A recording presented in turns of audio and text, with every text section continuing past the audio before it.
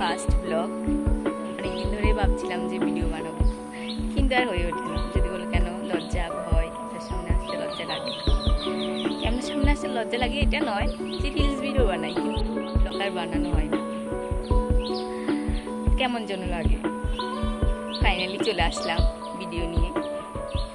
যদি বলো আমার পরিচয় পড়ব, তাহলে আমার নাম সিমি দাস। আমি ওয়েস্ট বেঙ্গলের ছোট একটা গ্রামে থাকি।